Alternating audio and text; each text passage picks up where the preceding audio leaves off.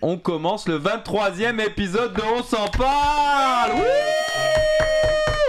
Et ce soir, les amis, on va être très calme. On va être, surtout pour toi, W, tu vas être très poli. On a en direct avec nous Anaïs. Bonsoir Anaïs. Bonsoir. Qui est donc journaliste, reporter chez Novo Info. Novo Info, c'est tout jeune en plus, non? Tout jeune, c'est la blague qu'on a entendue depuis 1 an et demi, c'est que c'est nouveau. Elle était bonne, j'avais pas c'est nouveau ça. Tu vous l'avez entendu beaucoup de fois, je pense. Ça, c'est... À peine, rarement. Et est-ce que c'est vos concurrents de TVA qui vous piquent un petit peu sur ça ou pas? Non, c'est les gens. C'est les gens en général? Oui, c'est ça. Ok. Public. On est l'ancien TQS, c'est ça l'ancien que dire, V. Hmm. Donc, c'est Le souvent mouton comme noir. ça. Le mouton noir, exactement. D'abord c'était TQS, après ça c'est V. Exact. Après ça c'est nouveau. C'est ça. Ouais. D'ailleurs, W, il a énormément de followers. Et à l'époque, on devait te recevoir, tu n'avais pas pu venir. Il avait demandé à sa communauté s'ils avaient des questions, etc. Donc il aura pas mal de questions aussi pour toi, justement, dans le métier de Vous les journaliste. avez envoyés? Oui, je les ai toujours aussi. Gigi, Oui. comment tu vas, Gigi? Ça va super bien. En forme? Mieux qu'hier. Ouais, mieux qu'hier. Hein. Gigi, est-ce que tu peux te présenter justement à Anaïs pour qu'elle sache... Je m'appelle Gigi. Je suis éducatrice de profession à temps plein et entrepreneur depuis presque 2 ans. Donc, j'ai ma compagnie de cadeaux personnalisés que je fais on the side. Sinon, j'ai 2 enfants, puis c'est ça. Ok, puis en plus, tu fais le podcast. Ouais. Elle arrête pas, elle a plusieurs Et elle sort casquettes. toutes les soirs. J'ai arrêté, là, j'ai pris ma retraite. J'ai laissé ça pour toi. Un pied poudré, hein. Ouais. Ça rappelle. John, ça va en forme? Un peu malade, hein? C'est À pas cause de cool. toi? C'est à cause de moi. Tu sais que c'est lui qui va prendre les shots aujourd'hui, hein? Ah, à chaque fois que... Pour le moment, attends la fin. John, Oui. est-ce que tu peux te présenter donc à Anaïs aussi? Ouais, on a fait une petite présentation, mais... Ouais, mais le public veut savoir. Le là. public veut On s'en savoir. fout ce que vous avez fait Public en est off, curieux. là. Mais ouais, moi c'est John, je fais un peu la même job qu'elle, là, comme je te disais, Mais- je suis éducateur, puis pour le CRDI, c'est une clientèle un peu différente, puis j'ai une agence marketing aussi que je t'avais pas dit, puis c'est tout nouveau, puis... C'est tout nouveau. Ça y est, c'est la blague de la soirée, ça. J'adore. C'est tout nouveau, ok. Ouais, c'est ça, puis eux autres, ils me prennent un pourcentage à chaque fois que j'ai un nouveau client, là. Un nouveau. Un nouveau. Oh! Et du coup, on a validé, pour ceux qui nous ont écoutés sur l'épisode d'hier, c'est 20% pour W et 20% pour moi, soit 40%. Et aujourd'hui 20% pour elle aussi. Ouais, ça part quand même. Avant qu'on passe au sujet sérieux, je tiens à rassurer ta femme que ce que tu parles en off avec les autres femmes, il n'y a rien à craindre. Ne t'inquiète pas, on te rassure. Mademoiselle. Donc, mademoiselle. Hein. Sa femme travaille à l'hôpital, elle est en bloc opératoire, c'est ça? Ouais. Ok. Big shout out à elle, elle fait un gros métier quand même. Vraiment. Donc voilà. Première question. On va commencer par. Alors, oui, ce que je voulais dire aussi en off. Et t'as vu excusez-moi. l'enculé? Il a présenté tout le monde sauf moi. Excuse-moi. Parce que t'as parlé. Et tu sais pourquoi? Vous savez pourquoi? Le meilleur pour la fin. On dit toujours le meilleur pour la fin. Tu m'as oublié, oui. La voix du peuple. W, j'ai envie de dire W, il est devenu sur le droit chemin maintenant parce que hier soir, il est allé chercher à manger pour sa femme. Il lui a apporté le repas comme un galant. Il est galant, Wow. W, il est galant. C'est la dernière fois en tout cas. Il est même pas sorti, hein, sachez-le, c'est même pas sorti. Et là, il est en pleine forme pour son départ en France. Il Ouais. part demain soir. Non, mercredi. Mercredi matin. Mercredi, dans 2 jours, il part. Mercredi soir. Donc mercredi. Donc Mercredi soir. s'il y a des personnes qui travaillent à Air Transat, Air Canada, bloquez tous les vols s'il vous plaît. J'ai pas vu encore ici. Non, I'm joking. W, est-ce que tu pourrais te présenter à Anaïs? Moi c'est W, prénom c'est Walid, puis je fais rien dans ma vie comme eux là. Ma vie est plate. Je suis dédié au podcast. Je fais que ça. Non, il est très modeste parce qu'il est entrepreneur aussi. Il a eu plusieurs restaurants qu'il a vendus avant la crise de Covid. Il entreprend, il est Très intelligent. très smart. Mais Il est... c'est pas prévu hein. Ah, ça, il faut pas. Et Garde-le pour toi. oui, il est très modeste. Il a quand même aussi, pendant la crise, il s'est reconverti. Il a créé une entreprise où justement il travaillait avec Amazon, tu sais, les livraisons. Il a eu plusieurs Sous-traitant chauffeurs, d'Amazon, sous-traitants d'Amazon. Ça c'était incroyable. C'était au bon. Je suis rentré au bon moment. Puis c'est ça. Là maintenant. Et puis il l'a bien vendu derrière aussi, donc c'est ça. Donc, Maintenant je fais des Snapchat. et puis non, il fait de la promotion sur les réseaux sociaux, etc. Et puis il regarde la prochaine affaire, peut-être investir dans la... Dans Cripinos. On va voir. Donc voilà, t'as un peu le tour de tout le monde. Donc voilà. Et toi, Anaïs, première question. Simple, présente-toi. Qui es-tu? Quel âge as-tu? D'où est-ce que tu viens? Quelle a été ta formation? Ton parcours? Parce que ça, justement, on se posait la question, c'est quoi le parcours pour être journaliste, en fait? Donc, c'est un peu une présentation générale et après on va rentrer plus dans le détail. T'as 30 Ça secondes. marche. Non. T'as 30 secondes, c'est la fin après. Non, vas-y. Ben, tous les chemins mènent à Rome pour la question Ok. de comment on peut se rendre au journalisme. Oui. Mais pour revenir à moi, je suis pas entrepreneur et j'admire beaucoup les gens qui le sont. Donc, je vais dire ça d'emblée. Ok, J'ai merci. 33 ans. 89, 89. comme moi. Mur de Berlin. Merci. La chute. Le mur de Berlin. Oui, puis là, je commence à avoir des collègues qui sont nés genre dans les années 2000. C'est Oh, quand même, ouais. qui n'ont pas connu le 11 septembre. Pour moi, c'est quand même un truc tu sais, qui a Ouais. changé la Ouais. société. Complètement. Parce que, bon, à l'origine, mon papa, il est marocain. Ma maman, elle est... Ok. Ils sont Il y a toujours fiers. que des Marocains ici, hein, toujours. C'est vrai, c'est vrai. Maghreb. Ah, Et tu parles la langue aussi? je parle amazir. Ah, ok. Donc, Ah, berbère. berbère. Ouais. Donc, Tu parles, toi, le berbère? Je comprends, ouais. Tu comprends. hein. Imik. Imik. Ah. Parfait. Et mon père, ben, ça a été très important dans mon parcours, si on veut, puis on peut y revenir. Là, Oui, cet on va aspect d'autochtonie. Mhm. Donc, ça, je le porte fièrement. D'ailleurs, je viens de me faire un tatouage en Oh! l'honneur de ma grand-maman. Ah oui, Et c'est beau. Puisque je fais magnifique. du journalisme à la télé, je suis très fière. Je sais pas, j'ai jamais fait de recherche, mais je pense que je suis peut-être la première journaliste au Québec qui montre son tatouage amazir à l'écran. Je vais pas être si près, là, mais il y a Mais comme un aspect Moi, de de mon côté, j'ai fierté. jamais vu ça, donc je pense que À la télé, en à la tout cas. télé, en tout cas, au Ton père Québec. vient d'où? Il vient de Meknes. Ok, Donc, dans le nord, ça. Dans Milieu? le milieu Ok, ouais. du pays, à côté de Fès. Ok. Ok, d'accord, Puis, d'accord. Ok. pour pas que ma maman soit jalouse, ben elle est québécoise. Elle est née à Schefferville, dans le grand nord du Québec. Ma famille, de ce côté-là, sont plutôt originaires, si on veut, de l'Outaouais, où j'ai grandi.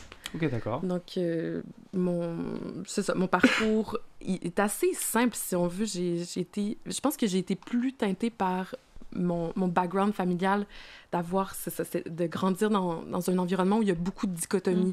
Donc, Oui. d'un côté, un père musulman, de l'autre, une mère catholique. Oh. D'avoir deux parties de famille vraiment... C'est C'est Ouais. deux Deux religions mondes totalement, différents. deux mondes Ouais, différents, en fait. exactement. Et ça s'est bien mélangé, justement Ben, oui, et en même temps, ben, je veux pas dire non, mais ça, très tôt, on se rend compte, OK, il y a pas juste une vision du monde.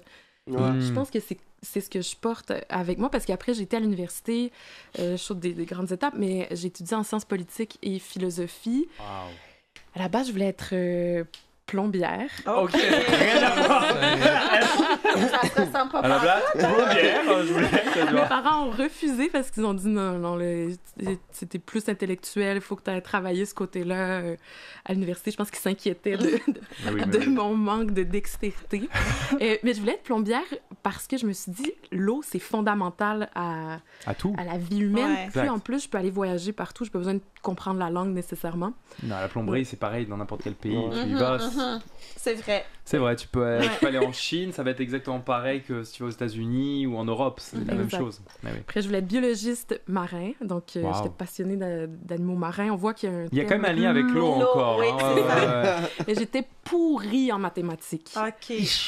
Pourrie, là. Genre, j'ai fait des cours d'été, c'était la honte. Mon père, il a un doctorat en Ah en non. génie. Tu sais, c'est un ingénieur des matériaux. Et ça a sauté C'était une vraiment- génération, C'est ça, oui, ouais, vraiment. Il veut vraiment que j'ai des enfants, puis je pense que c'est pour ça, là, pour voir est-ce Pour que... voir, ouais, il a des génies, tu sais, à Moi, 12 ans. j'étais pourri dans tous les cours sauf maths. T'étais bon en maths Maths, histoire et chimie. C'est pour ça qu'il fait du cob, les gars. Je sais Ah. pas, c'est juste pour ça, en fait. c'est genre- Je suis vraiment pourri dans tout Je sauf pense les mathématiques. qu'ensemble, là, on ferait... Mais à un tous truc les sur deux. le- Solide. Anaïs, c'est une femme de lettres. Toi, c'est un homme de chiffres. À tous les deux, vous pouvez. Safa, désolé, il vient pas en France. Et puis, ben, c'est ça, à l'université, j'ai commencé à m'impliquer dans le journal étudiant un peu par hasard. Et À l'université. à l'université. Ok. Donc, le journal il y a étudiant... il y a un journal à l'université d'Ottawa qui Oh, s'appelle d'accord. La Rotonde. Puis d'ailleurs, il y a plein de journalistes que vous pouvez lire dans la presse, qui sont à Radio-Canada aussi, qui viennent de... C'est un peu une école de formation, si on veut. Donc, subventionné ou pas? C'est subventionnée par les étudiants. Donc, D'accord. Et est-ce qu'elle est politisée? est-ce qu'elle est politisée? C'est une bonne question. Non, ben, Ou tout il est reste politique en une- même temps, mais... Ouais, parce que est-ce que c'est une université? Est-ce que, par exemple, le journalisme qu'il y a dans cette université est financé par un parti politique ou, Ah. c'est ça que je veux dire. Non. Non. Non. Non, pas ça, drogue. parce que je sais que dans certains campus, il y a Ouais. certains campus qui sont financés, mettons, aux États-Unis, tu sais, par des hommes politiques ou des hommes d'affaires qui sont reliés à un homme politique. Du coup, ce qui fait que quand il y a un truc journalistique dans le campus, ça a plutôt des idées soit de Tout droite, de gauche. tout à C'était fait, juste une ouais. question comme ça. Mais c'est une bonne question, puis c'est sûr que c'est un autre sujet, mais les universités aussi, même au Québec, vu la crise du financement, ben, peuvent être plus vulnérables à qui les finance. Mais après, je ne sais pas à quel point ça a un impact sur, ou une influence en fait sur ce qu'on apprend D'accord. sur les bancs d'école. Ok, d'accord. Donc, t'as décidé de faire ça par curiosité. C'était même pas quelque chose qui t'intéressait C'était pas un plan à de la carrière, base, ouais. c'est ça? Puis finalement, t'es resté là-dedans. Exact. Puis t'as aimé ça. Ben oui, parce que ça te permet de rencontrer. Puis Oui. je pense que c'est un peu ce que vous faites par la bande, c'est ça. On a un podcast, ça ouvre des portes. Tout à fait. Si tu viendrais random me dire hey, on se parle de ton métier, ben, Non. j'aurais peut-être dit oui, Oui, t'aurais dit. si t'es intéressé à faire la transition. Mais oui, c'est ça, naturellement, Ouais. on a cet accès privilégié incroyable. Puis vu que c'est l'Université d'Ottawa, ben, vu qu'on était étudiants aussi, on a fait des entrevues avec Jack Layton. Wow! Oui, c'est ça parce que la colline parlementaire est juste à côté. Autant, c'est ça, des Ah, vous gens êtes juste à politiques. côté, c'est ça, hein, c'est vraiment... Exact. Ah. Que ben, il y avait le printemps érable, on faisait des entrevues, on était dans des manifs, donc tu vois que tu peux être au cœur de plein d'événements qui Est-ce sont que vous avez historiques. organisé les manifs aussi? Vous avez aidé à l'organisation des manifestations ou juste vous avez participé aux manifestations? On les couvre. Waouh, Ouais, c'est ça. ça c'est nice ça. Donc, puis après, rapidement, j'ai été à Vancouver quelques mois, alors que je faisais ma maîtrise en sciences Ok. politiques. J'avais besoin d'une pause, puis finalement, ce qui devait être 2 mois est devenu presque 7 ans. Oh mon Dieu! Quand même! 2 mois, ok. La fille, Ouais, je vais rester 2 mois là-bas. 7 ans, bam! Quand même, Puis j'ai été embauchée par un centre qui... parce que là, c'était une maîtrise en sciences politiques, donc le journalisme, c'était un truc étudiant, si on veut, dans mon Mhm. esprit.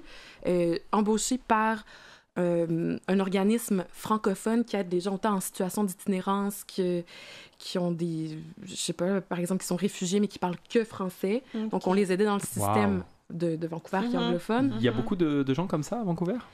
C'est une minorité, si on veut, mais même si elle est minoritaire, c'est des gens qui en ont besoin, qui parlent pas français, qui sont complètement perdus dans le système. Donc, on servait de courroie de transmission.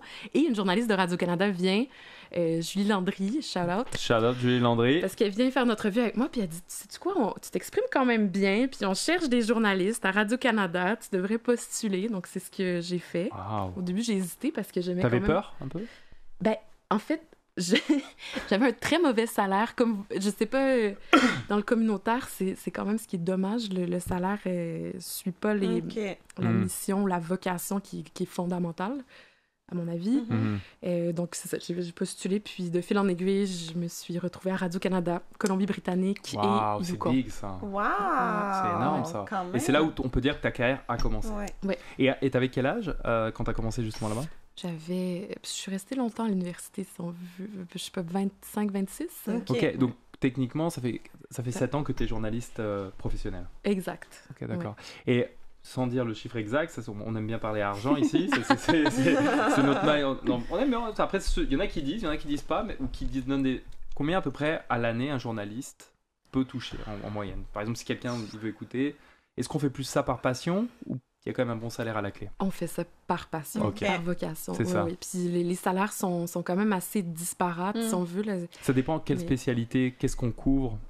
Puis l'expérience, puis après... Ok. Ouais. Ça veut dire que, par exemple, un jeune talentueux qui sort de l'école, qui s'exprime bien, qui est bon, etc., vu qu'il est jeune, on va pas forcément lui donner des affaires à couvrir importantes, mettons, parce qu'il est jeune. Il faut d'abord qu'il se fasse les armes avant d'aller... C'est ça, en fait, en quelque sorte. Généralement, oui. Ouais. Oui. Mais à contreverse, moi par exemple, je dis n'importe quoi, il y a les élections présidentielles.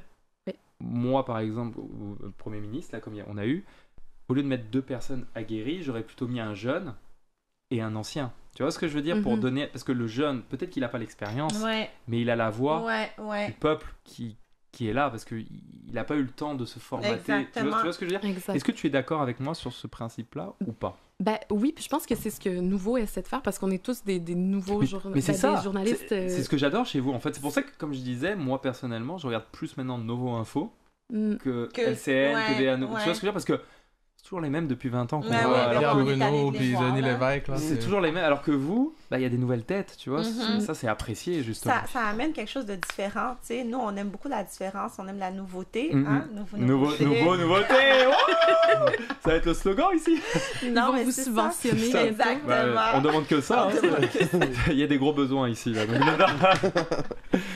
Non, c'est ça, c'est ça, nous, on aime le changement, donc je pense que le monde apprécie ça aussi. Oui, puis même, mais je pense qu'un média comme Radio-Canada où j'ai travaillé, Oui. puis ils essaient de le faire de plus en plus, ils essaient aussi d'amener ces nouveaux visages, ces nouvelles voix, mais ça va être urgent. Ça va être urgent parce qu'il y a des choses comme des balados, il y a des choses comme Twitch, des choses comme TikTok, podcasts. où les gens, c'est ça, comme ici, là, les gens peuvent s'exprimer, prendre la parole, puis après, si les gens commencent à écouter ça plus que la radio. Parce qu'il y a eu un sondage qui avait été fait, j'ai écouté ça, c'était cet été, justement, que les jeunes, la nouvelle génération, donc les 2000 et plus, là, ils regardent plus les podcasts, comme on fait, comme tu dis, les balados, les influenceurs. Tout ça. C'est plus ces gens-là qu'ils écoutent que la télé. La télé, ils vont plus écouter la télé. Le journal, j'en parle même plus. Le journal, c'est nos pères et nos grands-parents qui lisent le journal, même s'ils ont voulu le moderniser. Moi, c'est vrai que je peux regarder quelques articles qui sont sur Twitter parce qu'ils ont été retweetés, je vais les lire comme ça, mais je vais vraiment cibler ce qui m'intéresse. Mais la vraie info, on va la chercher nous-mêmes. Genre, on veut un sujet, on le tape. Hier, mettons, on parlait de ce qui s'est passé par rapport au profilage racial. Nobelio, il a tapé un article, on a regardé, c'était sur YouTube, il a regardé différents trucs, on a fait notre propre recherche, en fin de compte. Donc, c'est ça. Peut-être la différence avec les journalistes, c'est que parce qu'on a ces accès, on peut appeler, par exemple, le SPVM, ou on peut appeler un politicien. C'est ça ma prochaine question. Ça va dire qu'il arrive quelque chose, est-ce que tu as le journal... Est-ce que moi, qui ne suis pas journaliste, est-ce que je peux appeler le poste de police pour savoir c'est quoi le nom de la personne ou son numéro de téléphone pour le rejoindre? Ou c'est vraiment les journalistes qui peuvent? C'est vous qui avez accès à ces informations. Ouais. Ça veut dire que, parce que la question qu'il posait hier, par rapport au profilage racial, on dit qu'il a été interviewé de partout. Nous, on a regardé sur les réseaux sociaux, on n'a pas trouvé. Ça veut dire que c'est vous, journaliste, qui avez appelé la police et c'est la police qui vous a donné le numéro pour pouvoir l'interviewer? Non, généralement, c'est pas ça, mais on peut après... j'ai pas couvert ce cas particulier, mais après, on a des... on peut avoir, par exemple, des références de qui est-ce que la personne, elle a un avocat, là, après on passe par l'avocat, puis c'est comme ça, mais la police, non, elle va pas non plus... Donc la police ne donne pas les informations? Non. Ben, elle va donner certaines informations, mais elle va pas dire voici monsieur, machin. Et est-ce que c'est vrai que pour certaines affaires qui sont vraiment chaudes, comme par exemple quand il y a vraiment des trucs d'affaires d'État ou des trucs comme ça, certains... C'est pas obligé de répondre, certains médias, justement, payent des policiers pour avoir les informations avant tout le monde? Ça, j'ai aucune idée. Okay. Honnêtement, je l'ai jamais fait, j'ai jamais non, une entendu question, des gens le faire, mais c'est une bonne question. C'était une question qu'on se posait justement sur ça. Non, mais on n'a pas assez d'argent. Ah, ok. C'est une question budgétaire, en fait, c'est ça. Sinon, on le ferait. Non. Okay, quand même... Non, mais il y a quand même une éthique puis une déontologie. Je veux dire, chaque salle de presse, un code... Bah justement, vu que tu parles de déontologie, justement, il y avait une des questions que les gens voulaient savoir, justement. Quelles sont les limites d'un journalistique, en fait, au niveau de la déontologie? Est-ce qu'un journaliste a le droit de tout dire? Est-ce que le journaliste a des sujets qu'il ne peut pas parler? Ou est-ce qu'un journaliste, mettons, je dis n'importe quoi, toi, t'es fait divers, tu peux pas parler d'autre chose? Est-ce que vous êtes catégorisé? Comment ça marche, en fait? Tu as posé 3 questions, là. Ouais, c'est 3 questions, ouais. On va commencer par la première. Okay. Déjà, où sont les limites du journalisme? D'accord? Au niveau de la déontologie. Quelles sont vos limites? Dire, là, je peux pas aller, ou là, je peux aller. Ben, c'est une bonne question parce que même nous, entre journalistes, on se la pose cette question-là. Je reviens d'un congrès, c'est notre congrès annuel. Comment il s'appelle, ce congrès? C'est le congrès de la FPJQ, donc la Fédération professionnelle des journalistes du Québec. Waouh! Et là, tout le monde est convié, quoi. Tout le monde est convié. Après, c'est sûr que les nouvelles doivent continuer, donc il y en a qui viennent pas, malheureusement. Genre, Denis Lévesque était là ou pas? Non, je l'ai pas vu. Ah, okay. Il était dispensé, le chenapan. Mais on a des, si vous voulez, des panels, puis après, ça, c'était littéralement le thème d'un panel auquel j'ai pas assisté, mais est-ce qu'on peut tout dire? Wow. Puis il y en a qui disent oui, il y en a qui disent non. Le mot en N, excellent exemple. Il y a des journalistes, je sais pas si vous avez suivi, des gens de salle de presse qui ont dit oui, on devrait avoir le droit de le dire, d'autres Quel mot, non. Novembre? Novembre, oui, c'est ça, le mot C'est novembre, bon, ça. c'est ça. Donc, je veux dire, il y a des limites déjà dans chaque salle de presse où on dit, OK, est-ce que tu peux participer à une manifestation ou pas? Parce que si tu participes, fondamentalement, moi, mon but, c'est de rapporter l'information, les faits. Mhm. Puis je veux que les gens, après, se fassent leur propre idée. Si vous me voyez dans une manif pro-palestinienne ou pro-israélienne, déjà, si je commence à écrire sur le sujet, ben, vous allez vous dire, OK, c'est clair que c'est biaisé. Il y a des gens qui disent, ben, de toute façon, l'objectivité n'existe pas, parce qu'on a tous nos idées dans le fond de notre cœur. Un journaliste objectif, ça Ben, un n'existe humain pas, parce que objectif, exact. intérieurement, il a quand même Une opinion. Une Exact. opinion. Donc, de plus en plus, je vous dirais que la discussion dans le milieu journalistique, parce que c'est pas tranché, c'est pas réglé, c'est est-ce qu'on révèle qui on est, là, nos biais. Comme ça, si je lis l'article de Walid puis qui dit « Moi, j'adore VP », puis que tu écris un article sur la cigarette, mais c'est un exemple bidon, là. Ouais. Je vais savoir, OK, je comprends qui il est, puis là, je vois pourquoi il a écrit ça comme ça. Ou il y en a d'autres, puis c'est plus vieille école, je dirais, d'être complètement neutre. C'est comme... Mais c'est assez rare, ça. C'est En la- 2022, mais je pense. c'est impossible d'être neutre. Ça, c'est sûr, c'est impossible, mais l'objectif, c'est d'être le plus objectif possible. Donc, d'essayer de donner la parole à l'un, la parole à l'autre. Où est-ce que ça peut déraper? Je vous donne un exemple. Les changements climatiques. Les changements climatiques, Ouais. il y a un consensus scientifique. Mhm. Mais pendant plusieurs années, parce qu'il y a comme ce devoir de donner la parole aux deux côtés, les climato-sceptiques ou les gens qui disent que ça n'existe pas, ils avaient aussi la parole à égalité. Il y a plusieurs scientifiques qui ont arrêté de donner des entrevues parce qu'ils ont dit, ben, moi, je fais des recherches, genre, je fais des nuits blanches à analyser, faire des trucs que je sais pas faire parce que j'étais pas assez bonne en maths pour étudier en biologie. Non, mais tu sais, qui écrivent des rapports, les rapports du GIEC dont on entend parler, ça fait 2300 pages. Ouais, C'est des trucs de Qui lit ça, genre? Ben, les gens qui l'écrivent, mais juste pour dire sa demande, c'est ça qui... 2300 pages, tu lirais ça ou pas? Jamais de la vie. Mais donc, tu sais, il y a quand même du sérieux derrière la démarche. Oui. Donc, ces gens-là, ces scientifiques-là, on dit, ben, on veut plus donner d'entrevue parce que vous me mettez dans le même article ou dans le même reportage qu'un autre qui dit que ça existe pas ou machin. Donc, là, on a un bon exemple de comment l'objectivité, entre guillemets, a nuit C'est peut-être vrai. au reportage sur le climat. Puis là, les salles de nouvelles, on peut penser à The Guardian, qui est un grand journal en Angleterre, ben, eux, Numéro ils ont un. une position, c'est ça, ils sont comme, nous, on reconnaît le changement climatique, l'urgence climatique, on va tous mourir si on fait rien. Mais c'est vrai. Mais d'un côté, regarde, on est au mois de novembre, je suis en t-shirt à 18h le soir, c'est pas normal. On est d'accord. On est d'accord. Le 7 novembre. Ouais. Dans un mois presque, on dit c'est Noël. Mais la question, c'est aussi, on le sait qu'on a un impact sur les changements climatiques, mais c'est à quel point? Parce que dire qu'il y a un consensus, mais encore là, il y a beaucoup de preuves qui démontrent que oui, on a un effet sur les changements climatiques, mais d'un autre côté, les changements climatiques, c'est depuis que le monde est monde que ça se réchauffe, ça se refroidit, puis on le voit là, je pense qu'il y a comme 30 ans, ils disaient « Ah, ben là, ça va être global cooling », puis là, « Ah non, ça va être réchauffement climatique », puis là, on est rendu qu'on le sait plus, fait qu'on dit « Bah, changement climatique, c'est... » Puis c'est rare qu'on a les deux côtés de la pièce sur ce sujet-là, entre autres, là. Mais récemment, oui, mais avant, on avait plus les deux côtés de la médaille. Je pense qu'il y a quand même...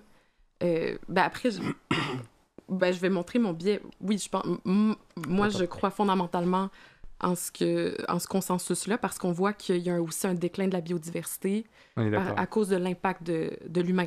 Après, oui, la Terre a toujours eu des périodes glaciaires, des périodes de réchauffement, ça c'est sûr. Quand on parle de l'urgence climatique, c'est que par notre activité, mettons, extraction de minerais, puis je dis pas que je suis pour ou contre ça, mais Gaz de schiste, tout exact. ça, etc. mais ouais. il y a une accélération de ce réchauffement-là qui peut... Mais bref, techniquement, vu qu'on est sur le réchauffement climatique, c'est super intéressant. Est-ce que tu penses que toi, la Terre pourrait être dans un déclin à partir de quand? 50 ans? 100 ans? 20 ans? j'ai aucune idée. C'est tellement complexe. Puis c'est ça aussi le travail qui est difficile comme journaliste, c'est d'aller chercher les sommités là-dedans puis de les mettre de l'avant. Parce que le dernier truc que j'ai entendu, c'est qu'apparemment, d'ici 20 ans, ce sera pas la fin, mais il n'y aura pas de retour en arrière. Ouais, ils disent ça fait non, mais là, 50 ans qu'ils disent ça. Là. Non, mais ils disent dans 20 ans, on n'a pas de retour en arrière. C'est genre, et il y a même l'astronaute Thomas Pesquet, le français, qui est resté dans la station internationale orbitale, qui a sorti un livre là récemment, la semaine dernière, donc là, et il disait justement sur les photos où on voit justement que l'atmosphère, il y a des trous. Ça commence à avoir des trous et ça commence à s'effriter par rapport au réchauffement climatique. Et de l'espace, apparemment, on le voit, ça. Ça peut être réel, quoi. Tu vois ce que je veux dire? Moi, je veux pas y croire, mais quand tu vois qu'au mois de novembre, t'es comme ça... Ouais, je comprends ce que tu veux dire. Tu vois ce que je veux dire? Mais à quel point on a un impact? On le sait pas, puis les scientifiques qui disent qu'ils le savent. Moi aussi, j'ai quand même lu beaucoup là-dessus, là. Puis je pense que personne ne sait vraiment, là. Ils se trompent tout le temps, puis on a dit mais là, les hurricanes qui se passent ces temps-ci, c'est à cause des humains, puis blablabla. Puis je pense que c'est souvent un arme politique pour, comme, utiliser ça pour, en fait...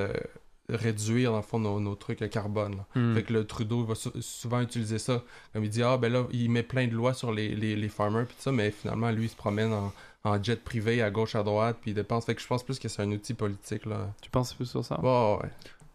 Mais non, mais il n'y aurait aucun avantage pour un gouvernement de vouloir baisser les GES parce qu'au contraire tu veux que ton PIB augmente. Tu veux la richesse, donc ça nuit. À quel point ça va aider l'économie? Je pense que à mon avis, en fait, là, je pense que les preuves sont vraiment minimes. Là. Je pense plus qu'il y a de l'argent à faire derrière ça, puis je pense pas qu'à mettre une taxe de carbone assis pas ça, c'est plus nous qui mange l'impact, la classe moyenne qui a un impact plus élevé que lui, justement, qui se promène en F-150 puis en jet. Là. Oui, je comprends. Mais là, je pense qu'il faut dissocier l'impact comme mettons sur la nature là, du changement climatique, puis de la réappropriation c'est deux sujets politique. Différents, oui, tout à fait. Parce que oui, après, les politiciens, c'est sûr qu'ils vont toujours vouloir tirer la couverte de leur bord. Ils vont dire oui, on va faire une taxe carbone. Ça, après, ce qu'ils font, c'est une chose. Mais après, je pense qu'on peut quand même, puis en tout respect, mais je pense pas qu'on puisse nier l'impact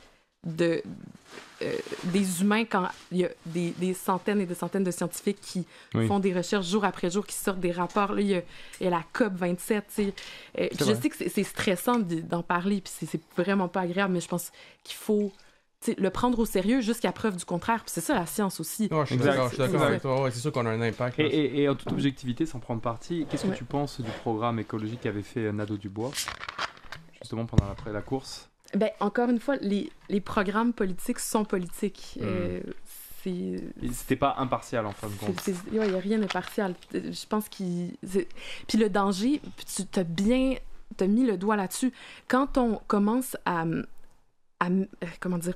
Quand les gens qui travaillent fort, qui bûchent, qui ont des enfants, qui ont des entreprises, quand ils commencent à manger les conséquences... mettons des changements climatiques par des décisions politiques, moi ça me frustre parce que c'est instrumentaliser l'affaire. Quand il disait, on parle du programme de QS, quand il parlait des gros camions ou machin, puis après c'est, je pense, un peu rétracté. Mais tout ça c'est une chose, mais je pense qu'on doit quand même prendre ça au sérieux. Puis même si c'est pas vrai là, qu'il y a des changements climatiques, je pense qu'on peut pas nier qu'il y a un déclin de la biodiversité. Mais non, mais ça, d'ailleurs, un exemple tout con, moi, c'est un truc que j'ai vu. Après, c'est de la France, mais c'est pareil. France-Québec, c'est pareil. Moi, je sais que quand je prenais la voiture et qu'on roulait le pare-brise, t'avais plein d'insectes. T'en avais une... Non, mais tu sais, maintenant, regarde, tu roules des bornes et des bornes, t'as quoi? 2-3 impacts sur ton pare-brise? T'as plus d'insectes qui... Un beau Saguenay, là, dans le parc, tu vas voir. Attends, pour aller à Valleyfield, Montréal-Valleyfield, quand j'arrive à Valleyfield, pourtant, c'est que de la campagne. J'ai pas beaucoup d'impact. Non, mais il y a une baisse au niveau de ça. Rien qu'au niveau des insectes, tu vois, il y a moins d'insectes qu'à une époque. Moi, pour ma part. Plein de communautés autochtones en Colombie-Britannique que je connais mieux parce que j'y ai passé plus de temps. Là, je viens de revenir au Québec il y a 1 an et demi, là, justement pour... Ça fait 1 an et demi, à nouveau. même si je viens d'ici, il y a comme un gap. Mais il y a des communautés qui dépendent du saumon, puis qui dit Du saumon? Ouais, du saumon, le poisson. Ah, le le poisson. le poisson. Ouais. Saumon, le poisson, genre. C'est la fin. Non, mais qui dépendent de ça parce que culturellement, ça a toujours été important pour eux de le pêcher et qui disent, mais il y a un déclin intense. Puis, après, ça, c'est pas nécessairement les changements climatiques, mais c'est l'impact humain. Là. Il y a des fermes de poissons. T'sais, tout ça pour dire que on l'observe aussi, les gens dans le Nord, dans le Grand Nord canadien, ils disent « Hey, avant, il y avait genre plein d'ours polaires, là, il n'y a plus de glace pour qu'ils se promènent, on les voit plus. Les icebergs qui fondent Ouais. aussi, l'eau qui remonte, etc. Non, c'est vrai, il y a beaucoup de choses quand même qui passent sur ça. Mais c'est un sujet très intéressant. Là, on a un peu dérivé Oui, sur je le sais. truc, mais Désolée. c'est très prenant, c'est très prenant. Est-ce que tu as quelque chose à rajouter, John, justement, par rapport à ça ou pas, réchauffement climatique? Non, c'est plus, j'avais une question concernant, comme, est-ce que toi, tes patrons, est-ce que c'est vraiment toi qui décides de ce que tu veux parler ou vraiment tes patrons disent, OK, tu peux parler de ça ou comment ça fonctionne de ce côté-là? C'est de la censure, par exemple. C'est ça. OK. Ouais. Est-ce que tu as le Ok. droit de tout dire? Ou est-ce que ton rédac chef te dit pas le droit? Ça m'est pas arrivé, mais c'est une bonne question, parce que c'est une question de... Il y a un journaliste qui disait en fin de semaine, puis je trouve que c'est un bon exemple. un bon exemple, il disait... Moi, quand j'ai commencé comme jeune journaliste, je faisais de la radio, puis là, j'ai plugué mon enregistreuse, je sais pas de quoi ça avait l'air à l'époque où il a commencé, et l'enregistrement n'a pas fonctionné. Donc, il a vu son compétiteur aussi à la radio, puis il a dit Hey, je suis vraiment désolée, mais est-ce que je pourrais copier ton enregistrement? Il n'y avait pas de airdrop, donc je sais pas comment il a fait ça non plus. Wow. Mais il lui a demandé, mais ça te dérange pas parce qu'on est compétiteurs. Il dit, nos patrons sont dans la business de la compétition, nous, on est dans la business de l'information. Wow. Ça, c'est beau, ça. Je pense que au niveau des journalistes, là, que je mettrais plus bas, moi, je le sens pas, là, cette censure, que je peux pas aller parler de tel ou tel sujet, ou tel sujet. Après, c'est vrai que c'est parfois dur de pousser certains dossiers parce que la société est comme... Parce qu'on fait partie de la société. Moi, ce que j'essaie de faire, c'est de pousser un angle environnement. Je sais pas si c'était clair. Non, on a Ouais, très ouais. bien compris. On apprécie ça, justement. Moi, Mais- je suis plus aussi comme toi, côté écologie, un peu sur ça. Donc... Puis je parlais à d'autres journalistes environnementaux, puis ils disaient c'est pas toujours facile de pousser ces dossiers-là. Il faut être persistant. Donc, c'est pas que les patrons le censurent, mais des fois, c'est comme... ils voient peut-être pas l'intérêt ou parfois il y a des journalistes qui disent je fais partie d'une communauté puis je vois qu'il y a quelque chose qui s'organise, par exemple tout ce qui se passe en Iran, mais des fois c'est horrible. s'il y a personne qui est iranien ou personne qui est sensibilisé à la cause dans la salle, Ça va pas générer de clics. ça va pas générer. Oh. Tu sais, il y a comme cette Ouais. pensée-là aussi des fois, et puis ça va prendre du temps avant que dans la rédaction on dise ok oui là c'est entre guillemets important. Après, mais je le sens pas comme une censure parce que, mettons, une compagnie derrière nous empêche d'en parler. Puis on va dire, quand t'écris un article... Toi, t'écris des articles? J'ai écrit des articles, je fais de la radio, puis plus récemment, je fais de la télé. Puis quand t'écris des articles, est-ce qu'il y a un... Ben, c'est sûr qu'il y a un chef plus haut que toi qui va décider. Est-ce que lui décide, ok, lui, c'est bon, tu le mets, ou non, c'est pas bon, tu le mets pas? C'est ce qu'il vient de dire, en fait. Ils vont lire, puis s'il manque des éléments, des fois, ils vont dire non, on peut pas mettre ça. Mais des éléments factuels, mettons, si je dis je sais pas, quelqu'un, c'est... J'ai pas de bon exemple, mais mettons la personne qui s'est fait arrêter. Si je fais juste écrire ça, genre, j'ai vu une vidéo YouTube d'une personne qui s'est fait arrêter, puis les policiers avaient pas les menottes, puis j'envoie ça passe pas. Il va dire non, il faut que tu ailles vérifier au SPVM. Ma question, c'est ça. Mettons, Il y a du travail, hein, mettons quand je suis même. journaliste. Mettons, je suis journaliste, je suis embauché, mettons, TVA Nouvelle. Je dois écrire un article, etc. François Ils vont jamais t'embaucher, toi, tu sais pourquoi? Pourquoi? C'est pas écrire. Mais arrête. C'est le délire d'écrire, fais des podcasts. C'est pour ça que j'ai fait les podcasts en fait. Non. Maintenant, je suis à TVA. Je suis journaliste, là. François Legault vient de se faire élire. Moi, j'aurais démissionné à ta place. Non, attends. Il se fait élire. Et puis moi, je suis pas dans son parti, etc. Et du coup, je fais des billets, comme tu dis, où je le tacle. Est-ce qu'à la fin, mon patron va peut-être me dire on a de la pression en haut par rapport aux hommes politiques, parce que c'est quand même lui le Premier ministre, il faudrait que tu arrêtes un peu d'écrire. Est-ce qu'il y a cette pression au niveau ou pas du tout? Parce que dans les films, je parle des films parce que ils le montrent, ça, justement, par exemple, la Maison-Blanche, quand on regarde House of Cards, la Maison-Blanche, on voit qu'ils ont la main mise sur les journalistes, quand il y a les conventions, ok, vous poserez cette question, si ça. Qui les poussent dans le métro aussi. Exact, qui poussent dans le métro, non mais là c'est la fiction. Non, Oui. mais ce que je veux dire, c'est qu'on sait tout pertinemment. Il y a même eu des hommes politiques en France qui sont sortis avec des journalistes carrément et qui sont même mariés. On sait qu'il y a vraiment un lien étroit entre la politique et le journalisme. Ma question est, est-ce que le journalisme en 2022 est à 100% libre, comme il était à l'époque, même si à l'époque il était déjà plus ou moins muselé, ou justement elle a un peu perdu de cette liberté-là? Tu vois, tu comprends un peu ma question ou pas? Mais je sais pas s'il y a déjà eu une époque où c'était libre à 100%. Libre à 100%, c'est impossible. Puis on peut le voir, il y a des rapports de Reporters sans frontières ou des journalistes emprisonnés en Turquie, au Mexique, un peu partout dans le monde. Ici, je veux dire, c'est pas impossible. Après, j'ai pas cette connaissance-là où ça m'est jamais arrivé, où j'en ai jamais entendu parler, mais c'est pas impossible. Il y a une journaliste pour je pense le Vancouver Sun qui couvre tout ce qui est affaires criminelles. Puis j'avais assisté à une conférence, genre ses fenêtres à la maison sont teintées par balle. Oh, pour vrai? Par balle? Ouais. Même la presse, j'ai vu dernièrement que je savais pas que c'était comme ça. Tout leur building est par balle. Ouais. Ça, je savais pas. Attends, mais c'est réel, ça? Ben, cette journaliste-là, Kim Bolen... Pourquoi elle était dans sa... elle risquait pour sa vie? Ben, parce que sa couverture, c'est genre la mafia, elle fait que les trucs... D'ailleurs, un petit info là, par rapport à la mafia, il y a eu un shooting à Laval. Quand ça? Tentative de meurtre. Tentative de meurtre sur un gros caïd de la mafia. Là, aujourd'hui? Ouais. Attends, le nom... Attends, je sais pas si je l'ai là. En plein jour? En plein jour, ouais, c'est... Attendez... Parce que le gars, il s'est pas visé. Il a tiré plein de fois. 6 fois, il lui a tiré dessus. Mais il l'a pas... Ok. Attendez, le nom, là, excusez-moi du En tout cas, les journalistes qui, à mon avis, ça c'est mon avis à moi... C'est Francesco Del Bazo. Francesco...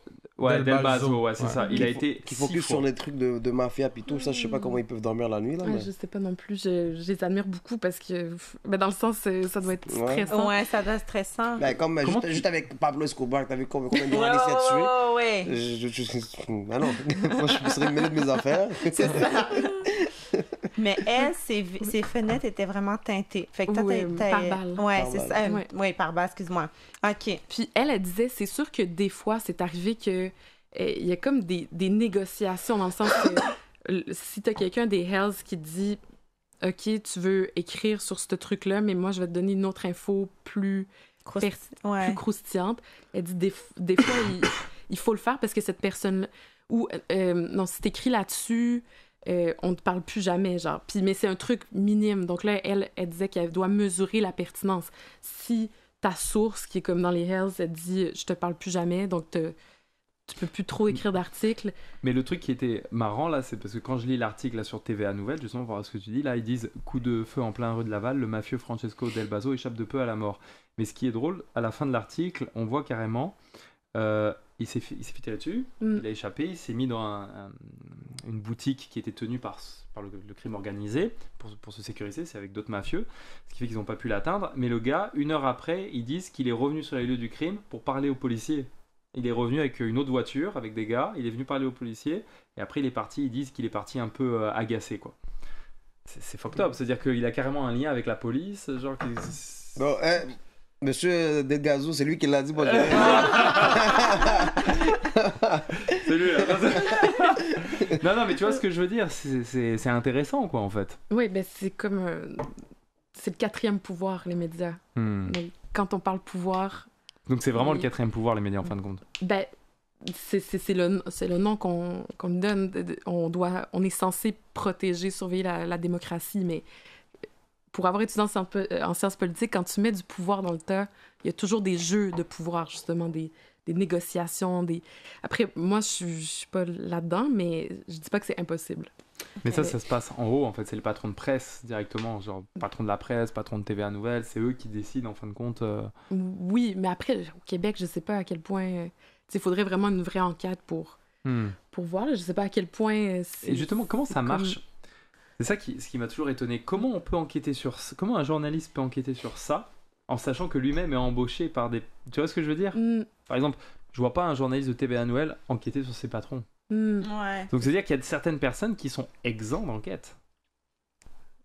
Techniquement. Ou les autres médias devraient s'en occuper. C'est-à-dire que les médias de, mettons, Novo Info devraient en quitter. Non, mais tu vois ce que je veux dire? Ouais, c'est ça. Non, c'est quand même un peu... Mais les médias parlent d'eux entre eux, là, dans le sens, dans l'espace public. Je sais pas si vous avez vu Lisa Laflamme, qui était la chef d'antenne à CTV, qui a été renvoyée. Elle avait les cheveux blancs. Pour cette raison-là. Non, qu'est-ce qu'elle avait fait? Elle a été renvoyée pourquoi? Pour quelle raison? Parce qu'elle avait parlé, justement? Non, parce qu'elle avait les cheveux blancs. À cause qu'elle avait les cheveux blancs? Non. Oui, mais ça, c'est ce qu'elle a dit. Elle a été renvoyée, c'était une... Genre, c'est une honte. CTV, c'est vraiment du côté anglophone canadien, c'est genre la chaîne de nouvelles. Puis elle s'est fait renvoyer, elle avait pas le droit de le dire. Puis après, elle a fait une vidéo sur Twitter qui est devenue virale. On en a parlé même aux États-Unis. Wow. Puis elle a dit que c'est parce que elle correspondait plus à... Elle était plus jeune, mais les gens l'adoraient. Il y a même... Elle avait une bonne cote d'écoute? Oui, excellent. Puis Wendy's, là, les sandwichs.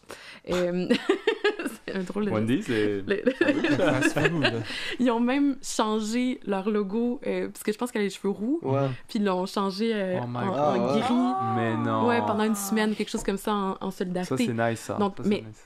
Après, il y a eu genre une enquête. Puis CTV, c'est Bell Media. Bell Media, c'est aussi nouveau. Là. C'est comme le pendant anglophone. Mais tous les autres journalistes d'autres salles de presse en ont parlé. Ils ont commencé à creuser puis se sont rendus compte qu'il y avait un climat toxique dans l'espace de travail. Donc, il y a des journalistes qui se sont confiés à des confrères ou consoeurs d'autres médias. Donc, ça arrive. Il y a quand même... Il y a pas de l'impunité. Il n'y a pas d'impunité. Un journaliste ne peut pas être impuni, en quelque sorte. Mais dans le sens, tu parlais des patrons de presse, il y a eu des recherches là-dessus. Le Canada Land, qui a un podcast incroyable sur les médias, lui, c'est comme, il surveille tous les médias, il surveille tout ce qui est bizarre. Les moves un peu bizarres exact, ou parallèles. Oui. Donc, on n'est pas en dehors... on n'est pas surveillé. C'est ça, c'est-à-dire qu'un patron, par exemple, n'importe quoi, le patron de la presse, il n'est pas au-dessus des lois, quoi. Non. S'il fait quelque chose fucked up, ça peut lui retomber dessus, quoi. Complètement, oui. Ok, d'accord. C'est bon à savoir, ça, quand même. Et moi aussi, il y a un truc qui m'énerve par rapport aux journalistes quand ils écrivent un article, on va dire, sur un gars qui se fait arrêter pour X raison, puis ils disent « Ah, connu du milieu policier ». Ça, c'est la pire phrase sur Terre, parce que tu peux juste avoir un exemple comme moi, alcool au volant, mais ils vont dire « connu des milieux policiers ». Mais moi, quand je suis un Québécois, j'habite à Mont-Tremblant, quand je lis un article comme ça, je vais penser oh shit, ok, il connaît le milieu policier, ça veut dire que c'est un criminel aussi. C'est juste une criminalité un peu. On te discrimine en quelque sorte. C'est vrai que les mots utilisés sont quand même très... Moi, j'aurais plus aimé dire ok, il connaît des milieux policiers pour alcool au volant, pour voie de fait sur... en détail, tu vois. Ouais, parce qu'il y a une différence entre meurtre et... Parce que moi, tu vois, justement, par rapport à ce qu'il dit, l'impunité journalistique, moi, je l'ai vécu parce que moi-même, quand j'avais fait l'émission de télé-réalité, derrière, j'ai des médias, mais pas journalistiques comme vous, mais plus people, je les ai attaqués en justice. Je les ai attaqués en justice par rapport à des articles où c'était diffamation. Je veux dire, on les a attaqués pour diffamation parce que ce qu'ils disaient dans leur article, c'était sans fondement, c'était faux, et en plus, c'était même pas signé par le journaliste. C'est-à-dire qu'ils te mettaient des articles sur le net, même pas signés, on savait pas qui avait écrit ça, mais c'était pour faire du buzz. Donc moi, je les ai attaqués en diffamation. Je pourrais pas dire le dénouement parce que c'est tenu secret par rapport au truc, donc je ne dirais pas ce qui s'est passé par la suite. Vous avez eu un règlement hors cours. Exactement, c'est ça. Donc, mais en tout cas, j'ai fait ça a pris 2 ans, mais il s'est passé ça. Tu vois ce que je veux dire?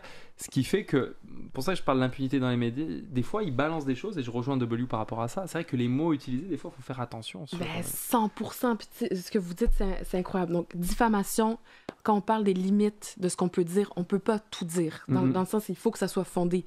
Je peux pas m'attaquer à la personne. Puis dans les cas où les articles frôlent la diffamation ou même sont diffamatoires, oui, après, on peut être poursuivi en justice. Il y a aussi le Conseil de presse du Québec où on peut faire une plainte si...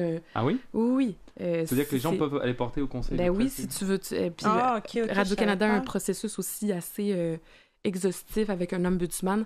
Donc, si toi, tu vois un article ou un reportage puis tu dis, mon Dieu, ça, c'est vraiment pas neutre, parce qu'il y a une charte, là, les normes et pratiques journalistiques. C'est OK, c'est vraiment pas neutre. Ça prêtait à confusion un peu. Ouais. Mais pas juste une petite erreur. Là. Il faut vraiment qu'il... Non, mais ce soit tout le reportage, en quelque sorte. Exact, où on comprend que, dans le fond, cette personne est accusée, mais ça frôle le racisme, la manière dont c'était amené, là, c'était bizarre. Donc, on peut déposer des plaintes, il y a des recours. Donc, effectivement, les journalistes... Puis je pense que la chose la plus précieuse qu'on a, c'est notre réputation aussi. Là. Une des choses les plus précieuses. C'est la personne de qui on est, quoi. C'est ça, je veux dire. Donc, si on commence à dire, ouais, tel telle personne fait tel truc, on peut pas avancer dans la vie comme ça. Là. Il y a des recours qui existent dans ce cas-là. Puis Walid, je trouve que c'est tellement important ce que tu dis. Il y a un journaliste de CBC, encore une fois, c'était dans une conférence il y a plusieurs années. Puis ça, c'est quand j'étais journaliste étudiante, puis ça m'a marqué. Parce que il disait que quand il était dans la salle de nouvelles à Toronto, au début, lui est d'origine de Trinidad et Tobago, je pense. Là, je suis désolée si je me mélange de son origine, mais bref, il disait qu'il était dans la salle de nouvelles, puis lui était un peu affecté aux faits divers, là. Puis il fallait qu'il écrive, puis c'était tout le temps, mettons, la police a arrêté un gars, genre, jamaïcain. Puis là, à chaque fois, il voyait c'était tout le temps un jamaïcain, puis il est comme, mais mon Dieu, c'est comme, what's up? Pourquoi c'est les jamaïcains? Bizarre. Puis il s'est rendu compte que c'était juste parce que dès que t'étais, genre, noir caribien, c'était ça qu'on disait. Jamais. Mais il était vraiment... Juste parce qu'il avait des dreads ou... Oui, puis il était dégoûté, mais il dit, mais non, mais là, il faut arrêter, là, on peut pas, genre, dire que c'est un Jamaïcain. C'est fou. En tout temps, hein. Oui. Le gang des Jamaïcains. Le gars, ça se trouve, il y a d'Haïti, tu sais, genre...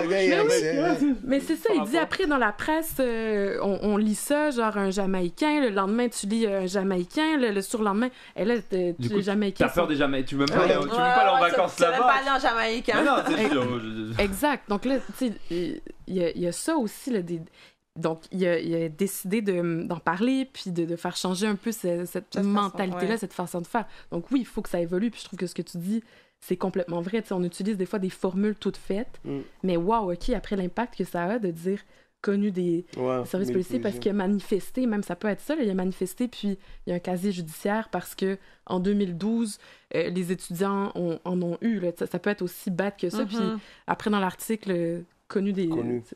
Donc, t'as raison qu'il faut faire attention. Puis après, souvent, on voit pas les articles de « on s'est trompé dans cet article-là ». On voit juste comme ce qu'on a vu en premier lieu, puis après ça, on n'entend pas... On lit pas la suite. Ça, c'est toujours le titre, les 3 premières phrases, et après, on vague un peu. On oublie le reste. En fait. Mais comme, je sais pas si sûrement t'as peut-être entendu parler de la fraude de Antoine Marsan, MRS, une crypto-monnaie. Le gars qui est disparu, genre, qui est mort. Non. C'est à Montréal que ça s'est passé.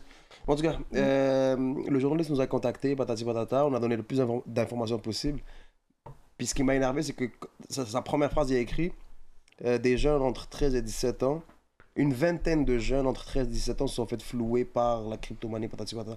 Mais comment une vingtaine alors qu'on était 3500? Puis il n'y a personne qui a 13 ans, 17 ans que je connais qui a investi là-dedans.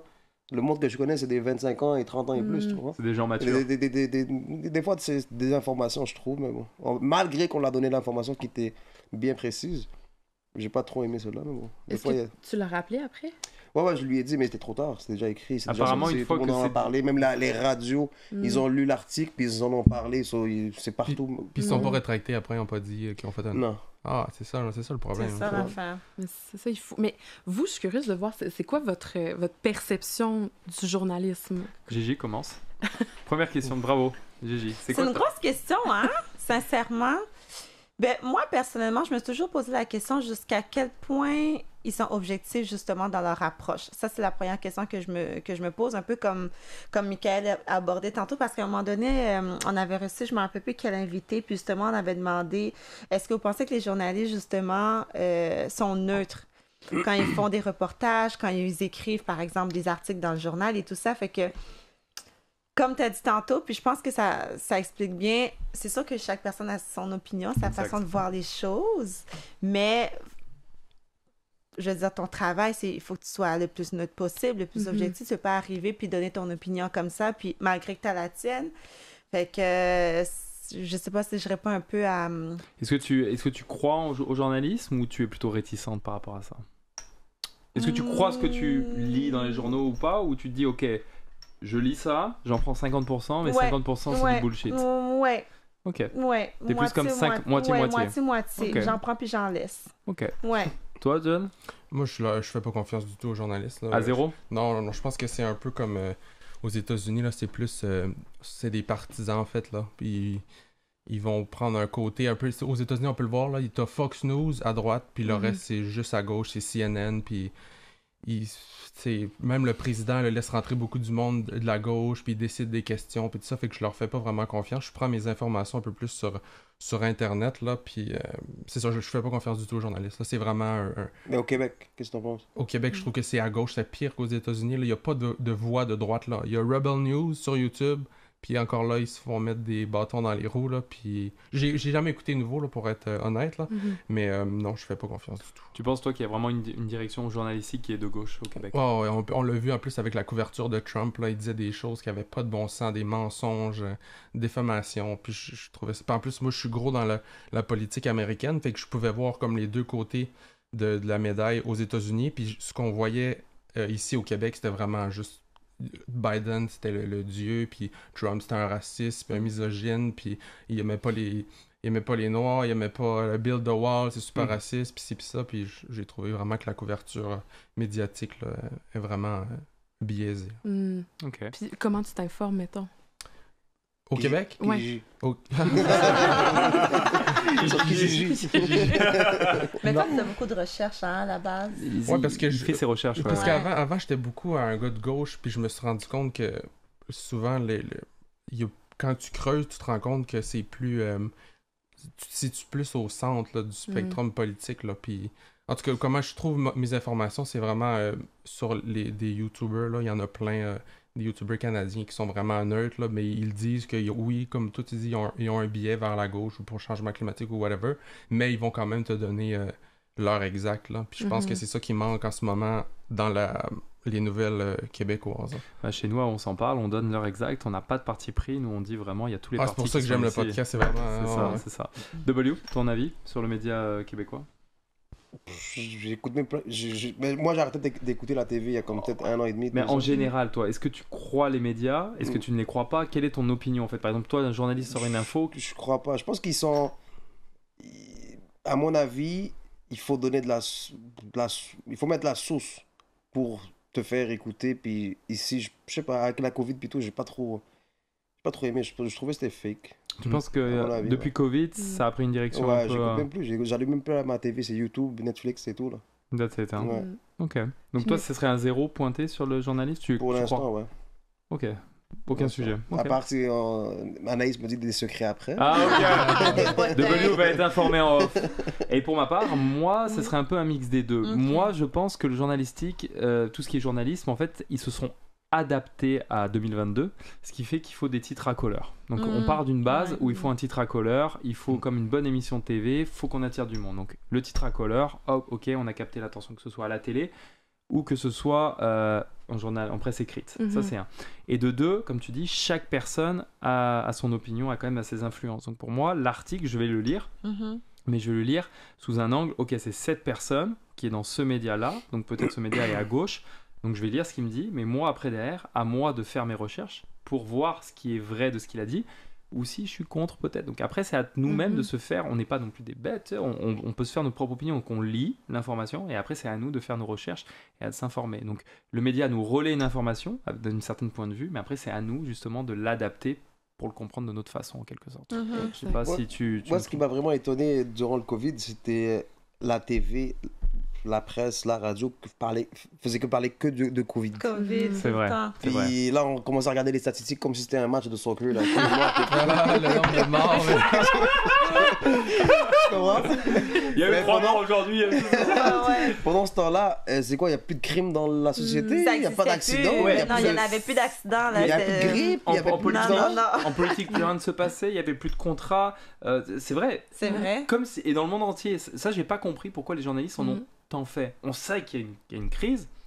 Pas de problème. Mais parlez-nous du reste. Pourquoi c'est quoi une ligne éditoriale actuellement quand il y a une crise comme ça? On dit on oublie tout le reste et on n'en parle pas? Je pense que comme tout le monde, c'est la première fois qu'on vivait ça. Puis je pense que c'est super important. Et puis, comment dire? Je pense que c'est super important que les gens nous parlent aussi. Sinon, on fait... Comment dire? Je suis d'accord que c'était trop intense. Comme ça, on peut pas juste parler de la COVID. Il y a c'est ça, des gens qui ont des cancers. Il y a des gens qui vivent la pauvreté, l'itinérance. Il y a des gens qui, je sais pas, de tout. Donc non, on peut pas passer ça sous silence. Je pense qu'on a peut-être mal géré ça. Puis il y a aussi à un moment où on faisait peut-être juste relayer ce que les gouvernements disaient, les points de presse, sans aller plus loin. Là, je pense que ça commence peut-être à... Il y a des journalistes qui vont aller fouiller, qui vont voir, OK, pour vrai, il y a un journaliste à Radio-Can qui s'appelle Thomas Gerbet qui a découvert qu'il y avait une firme de relations publiques des États-Unis qui a été embauchée par le gouvernement du Québec pour faire le messaging autour de la COVID. Donc, tu sais, remet en question. Puis je pense que c'est ce journalisme-là qu'on veut voir. C'est ça. Mais il faut, parce qu'il faut aussi faire du truc quotidien. Tout le monde doit travailler rapidement. Des fois, c'est des sujets moins importants, moins intéressants. D'un côté, je me dis, on est un peu des historiens du présent. C'est vrai. Puis on est des humains aussi. C'est ce que vous écrivez, ce que vous dites actuellement, qui dans 50 ans va être relayé. C'est-à-dire que toi, mettons, tu crées un article, toi, tu fais l'article, nanana, dans 50 ans, les historiens, quand ils vont lire, à cette époque-là, regardez, il y avait cette journaliste qui a dit ça. Ouais. Tu fais partie de l'histoire. Ça reste là, tu peux pas l'effacer. Non. Comme Julien de Journal de Montréal, là, quand l'affaire de MRS est arrivée, il m'a demandé c'est quoi ton nom, prénom. Je dis quoi? Non. C'est fou, d'écrire mon nom, prénom, ça sort premier fraude MRS, c'est plus ça, là. C'est correct. Non. Mais sincèrement, excuse-moi de te couper. Non, vas-y. Moi, personnellement, qu'est-ce que je pense par rapport à la COVID? Si le journalisme et les réseaux sociaux se sont pas trop mis là-dessus, je pense pas que ça aurait fait boom comme ça l'a fait. Tu penses? Ouais, parce qu'au début, rappelle-toi, quand ça venait juste de sortir... Tout le monde s'en foutait, ouais. Non, ça venait juste de sortir, on voyait des vidéos des Chinois qui attendent l'autobus, puis il fait juste tomber one shot. Je sais pas si tu l'as déjà vu. Non, sensationnalisme, je me rappelle. Ça n'a même pas rapport de la COVID. Le monde pensait que le COVID, dès que tu l'as, tu meurs. Tu comprends? Des affaires comme ça, one shot. Bon. Mais ce que j'aimerais... excuse-moi. Non, ben c'était juste pour avoir ton opinion, en fait, parce qu'on parlait des réseaux sociaux. Puis tu penses quoi de ça, que justement, pendant la COVID, il y a beaucoup de personnes qui se sont fait censurer. Là. Il y a certaines choses que tu pouvais pas écrire sur Facebook, sur YouTube. Oui, on pouvait pas parler bandeau, de statistiques. Il y a même du monde sur Twitter qui se sont fait bannir. Là, je pense, j'oublie son nom, mais il s'est fait bannir parce qu'il avait vraiment juste dit les statistiques, puis l'effet du masque. Puis tu avais les politiciens qui disaient oui, le masque, ça sert à rien. Puis une seconde après, le masque, ça sert à quelque chose. Puis littéralement, ce gars-là sur Twitter, il a dit ouais, le masque, il sert à rien. Puis il s'est fait bannir. Puis juste savoir ton avis sur la censure, en fait, sur les réseaux sociaux. Est-ce que tu penses que c'était justifié ou...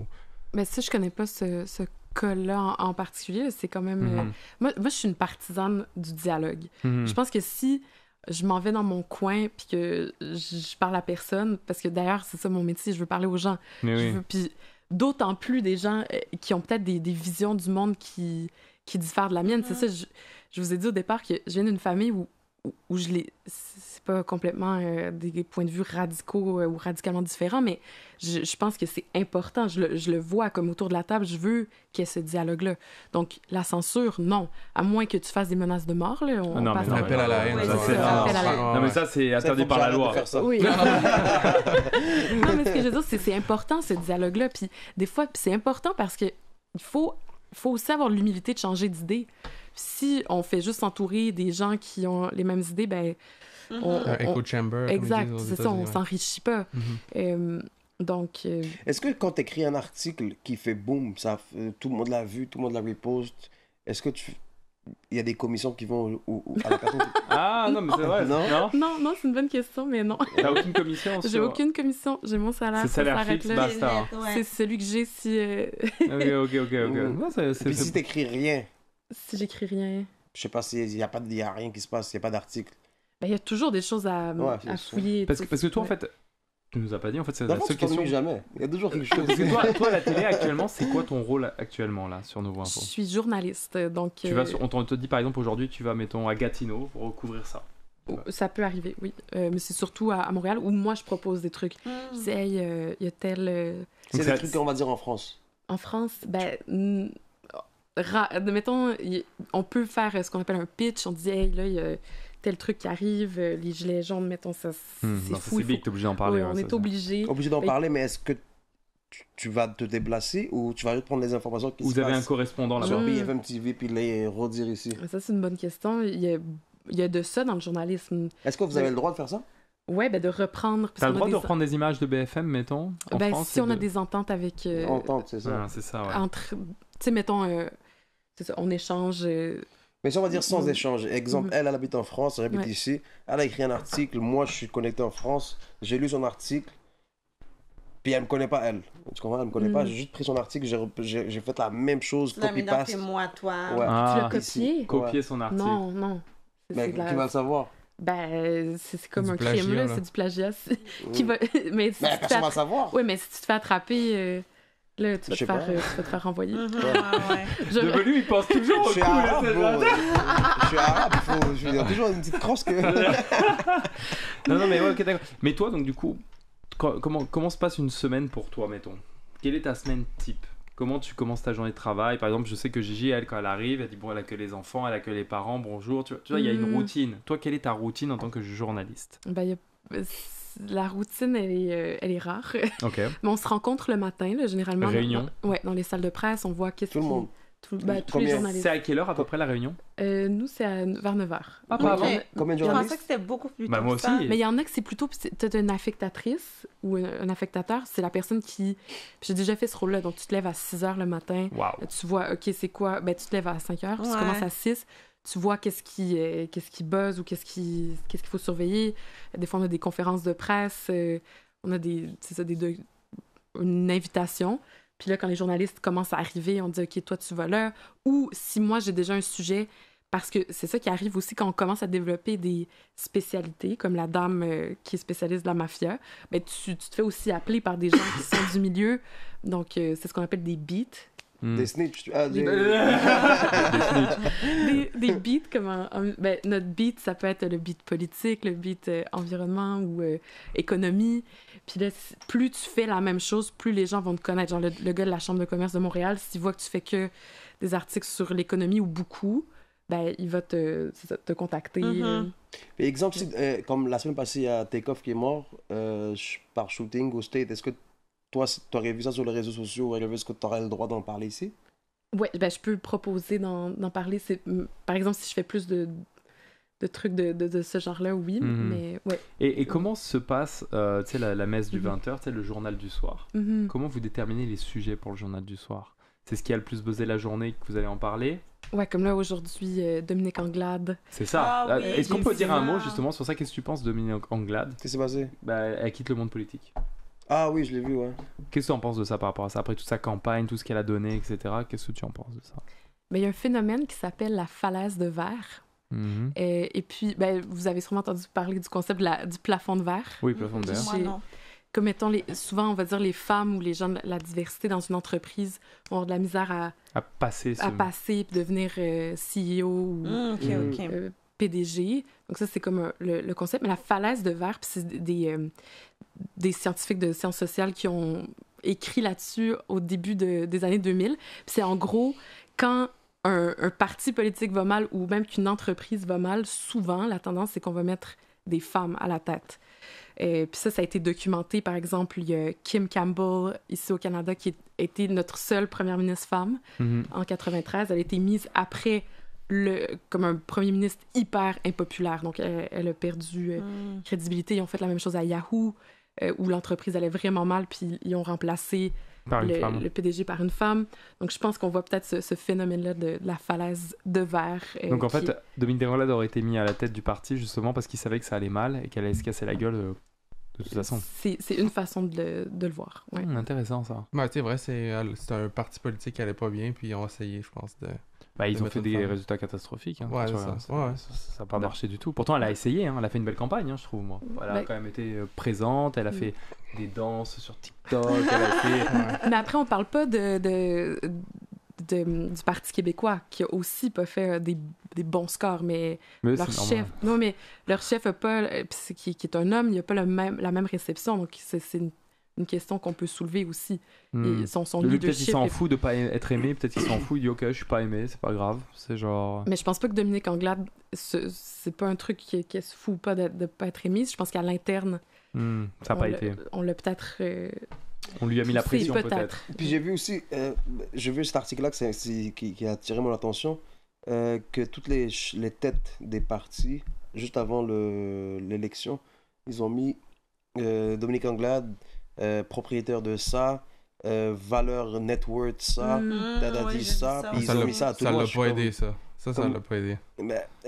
Plus riche que l'autre Ouais. champignon, là. Ouais, c'est ça. Puis le monde pouvait pas relate à elle. Là. C'est une femme multimillionnaire qui a des maisons ici puis là. Fait... Mais j'ai pas compris le but de... Tu comprends? Comme c'est... Ok, je suis chef des libéraux.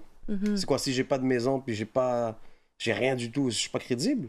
C'est quoi, il faut être crédible, comme il faut avoir de l'argent pour être crédible. Tu comprends ce que je veux dire? Ouais, je comprends ce Ça, que j'ai tu pas veux dire. compris pourquoi ils l'ont C'est vrai que c'était affiché. inutile. Hein. Il disait même aussi que, mettons, ils sont propriétaires de certaines maisons, sont propriétaires, tu sais, sont dans le real estate, puis ça, puis je voyais pas le pourquoi. Le lien avec... Ouais, puis l'autre aussi, là, ils ont dit que il a pas payé ses taxes municipales. Du M, ouais. Du Québec, Lui, il je voulait comprends. le détruire. Ouais, Ouais. Mais je comprends, c'est vrai, ça servait absolument à rien de montrer ça, là. Est-ce que ça, tu penses que c'est pertinent au niveau journalistique de balancer des infos comme ça en pleine période électorale, ou est-ce que c'est pas politisé, justement? C'est ça où je me dis, ou que peut-être les médias, ok, on leur donne cette info-là, ils la balancent pour décrédibiliser, pour justement que le logo... Tu comprends un peu de la psychose où on peut être Oui, après oui, au niveau oui. quand on... Mais c'est votant. important d'avoir ces conversations-là. Puis je pense qu'il faut en avoir davantage parce que je pense que si on les reçoit, ces critiques-là, après, j'ai pas écrit d'article là-dessus en particulier, mais je pense que s'il y a plus de gens du public qui disent « Nous, ce qu'on veut entendre, c'est des enquêtes. On veut que les journalistes fassent plus d'enquêtes, qu'ils aillent fouiller parce qu'on peut pas le faire au quotidien. Puis des fois, comme tu dis, la journée où tu n'as rien à dire, tu fais rien. Non, il faut qu'on fasse quelque chose. Donc, peut-être que c'est parti. Je sais pas, là, j'ai pas la vérité là-dessus, mais c'est peut-être parti d'une journée où il y avait rien à dire vraiment. Ouais. Puis que quelqu'un a dit, ben, pourquoi est-ce qu'on trouve pas combien chaque personne fait? Mais- Ça se peut, ça aussi. Mais si les gens disent, non, mais on en a rien à faire, on veut tel type d'information, c'est aussi aux citoyens de dialoguer avec nous. Puis ce que je vois, puis c'est malheureux, c'est une désaffection. Mais quand Genre, tu dis citoyen de parler avec vous, c'est quoi, il y a un numéro spécial qu'il faut que je t'appelle? ben, il y a des courriels. Mais est-ce il y que a- vous lisez vraiment les courriels? Ben oui, quand- moi je les lis, c'est sûr. Ouais. Mais je veux dire, puis il y a aussi de l'autre côté, je pense que les Parce médias parce peut-être. que quand on va par exemple sur TVA Nouvelles, un exemple, je prends toujours le plus gros parce que c'est ce qui m'est allé. Par exemple, il y a les adresses mail, on Ouais. écrit. Il y a plein de monde qui écrit. Mhm. Tu vois ce que je veux dire? Est-ce qu'ils lisent vraiment tout le monde ou ils disent ok, Ben, peut-être, oui, effectivement. Mais peut-être qu'il manque des espaces comme ça dans la société où on peut discuter. Tu sais, ça, c'est un bel espace pour le faire. Peut-être qu'il manque de réflexion autour de ce qu'est le journalisme. Ah, puis moi, j'ai une question justement qui revient à ça. Là. Pourquoi, mettons, moi ou le monde à la maison, pourquoi nous, on regarderait Nouveau au lieu de regarder TVA, au lieu de regarder comme YouTube? Là? C'est quoi que Nouveau à nous offrir de Ouais, plus mais que les attends, autres? est-ce que c'est nouveau ou c'est comme nouveau.info? C'est Point notre chaîne. info. Ok, quoi, c'est notre info? C'est chaîne. notre chaîne, non, c'est pas nouveau. Ben, ouais. c'est sur la même, comme mettons, Occupation Double et dans Dans la grille. dans la même grille. Puis nous, on est comme une émission d'information C'est ça. à part. Dans la même... Dans la même chaîne. Dans la même chose. Par exemple, t'as Occupation Double et l'heure d'après, t'as Novo Info. Ouais. Et là, ils te Ah, mettent les ok. infos. T'as les C'est une émission, Simpsons, ouais. autant qu'un souper ok. presque C'est parfait. c'est quand tu passes. À 17h, Chaque jour? presque tous les jours. Ouais. Ok. On va regarder. C'est une On va heure avant qu'on regarder. commence les podcasts en Ouais. plus, donc c'est parfait. Donc. Et le week-end, t'es off. Ouais. Mon autre question, justement, tu es une femme d'origine donc marocaine. Comment s'est passée ton intégration justement dans le milieu journalistique, mais aussi au Canada? Ben moi, je suis née au Québec. Ok. C'est ça, j'ai l'autre moitié. T'as les deux doubles nationalités. J'ai pas la double nationalité. d'accord. J'ai que la nationalité canadienne. Canadienne, ok. Mais je peux l'avoir. Oui, c'est vrai. Oui, Faudrait que tu me dises comment. Le hein. Marocain, là, c'est... Tu peux l'avoir, hein. Tes parents sont marocains, t'es né ici, t'es marocain pareil, là. Il n'y a pas d'affaire que, non, je suis venu au Canada. Non, non, t'es marocain enculé. C'est vrai, voilà, c'est vrai. En plus, la consulat est pas loin, c'est là, là. Ouais, c'est juste à côté. Je te jure. Bonjour. C'est moi, Walid. Tu devrais t'embaucher comme ambassadeur. Oui, Mais la d'accord. démarche, est-tu compliquée C'est puis compliqué ou pas? long ou c'est facile? Pour- C'est quoi? Pour avoir les papiers double marocains, nationalité, ouais. non, je pense qu'il faut que ton père t'aille déclaré, mais tes parents t'aillent déclaré comme bébé naissant, je sais pas quoi, là. Ok. Puis quand tu arrives là, tu dis voilà mon nom, il va te dire père de qui. Comme ils savent tout ça dans le registre. Moi, en tout cas, je vais t'arrêter au Maroc. Puis, les autres- Connu des milieux politiques. Connu des milieux politiques marocains. il m'a dit c'est quoi ton nom? J'ai dit Walid, nom de famille, hein. Là, il m'a dit fils de qui? J'ai dit comment fils de qui? Fils de Je mes dis, parents. fils de pute. Fils de qui? Fils de mes parents? Là, il me dit c'est quoi leur nom? Parce qu'il faut le père, la mère et même ton grand-père Mais non. pour pouvoir t'identifier bien comme qu'il faut. Waouh. Tu comprends? Là-bas, ils sont bien organisés quand même. Mon Dieu. Ah, ils savent direct, Ouais. ils t'ont ciblé quoi. Ouais, mais quand t'arrives en tout cas, je vais pas trop parler parce que le Marocain, Ok. Mais oui, mais pour revenir à toi du coup, parce que là, c'est gars. Est-ce que tu as bien été accueilli dans le milieu journalistique? Est-ce que c'est pas un peu trop machiste? Est-ce que justement il y a la place à la femme? Tu vois ce que je veux dire par rapport? Ben, je pense qu'il y a beaucoup de femmes là, qui prennent leur place. C'est sûr que c'est pas toujours facile parce que je pense que ce que je dois répéter, souvent on va parler d'une personne typique là, qu'il faut que ça intéresse monsieur, madame, tout le monde. Ça, si vous allez beaucoup l'entendre dans le milieu des médias, peut-être ailleurs aussi. Mais pour moi, ça, c'est peut-être une erreur. Là. Quand on dit qu'il faut que ça intéresse monsieur, madame, tout le monde, souvent, on a dans la tête un Québécois blanc moyen, mais je pense que les médias doivent faire plus d'efforts pour justement ouvrir leur lorgnette puis aller intéresser les jeunes, les gens issus de l'immigration, mais aussi, tu sais, il y a une panoplie là, d'expériences, puis il n'y a pas un seul type de classique de personnes à qui il faut qu'on parle. Puis pour revenir à ta question, moi, je te dirais qu'il faut que tu écoutes Nouveau Info comme il faut que tu écoutes TVA, comme il faut que tu écoutes Rebel News, comme il faut que tu écoutes CNN et Fox. C'est vraiment... c'est un métier où il y a de l'imperfection, parce qu'on est humain. Il va y avoir des erreurs, il va y avoir aussi comme je disais, des biais inconscients même. Donc, il faut que tu ailles voir ton information un peu partout. Oui, c'est du travail, mais je pense que si on veut comme faire vivre notre démocratie, il faut s'informer comme il faut, puis il faut remettre en question l'information qu'on lit. Moi, je vous dis pas, jamais je vais être la dernière à vous dire, tu lis un papier comme c'est la loi là, ou un gospel, là, il faut remettre en question, il faut être critique de l'information qu'on reçoit, il faut la challenger, puis il faut faire des recherches. Moi, je salue tes démarches. Puis je sais que c'est pas tout le monde qui a le temps de le faire aussi. Ouais, c'est ça que j'allais dire. Monsieur, madame, tout le monde, là, ils ont des enfants. Monsieur, madame, tout le monde. Mes parents, ils n'ont pas le temps, là. Fait qu'ils choisissent un comme TVA ou peu importe, puis ils vont se cibler par rapport à ça. Exactement. Mais vu que certaines personnes peuvent le faire, ben, ils servent aussi je pense, d'ambassadeurs, pour reprendre ce mot-là, mais toi, t'es peut-être leur ambassadeur, que si eux, ils regardent juste une chaîne, ben toi, t'arrives dans la famille, puis tu dis, ben non, écoute, j'ai entendu le contraire ailleurs. Ou, tu vois... Ouais, je comprends ce que tu veux dire. Ouais. C'est pas agréable pour le souper de Noël, mais c'est... Pour le souper de Noël, là, tu vas te faire un peu taper sur les doigts. Est-ce que tu penses que tu vas passer toute ta vie dans le journalisme? Non, je pense pas. Non? Non. T'as des projets... Influenceur, peut-être? J'ai pas la fibre entrepreneuriale. Non, ce qui m'intéresse beaucoup, c'est les documentaires, parce que je pense que j'aime aller justement au fond des choses, puis ça peut être frustrant, effectivement, d'écrire au quotidien ou d'être dans la rapidité, parce que des fois, tu rencontres quelqu'un qui dit des trucs fascinants, puis je me dis « Oh, j'aurais fait 1 heure avec cette personne. » Donc, je pense... Et j'ai une question pour toi. Vas-y. Ça, c'est une question très Piège. importante. Non, pas piège, non, mais imagine, t'es journaliste.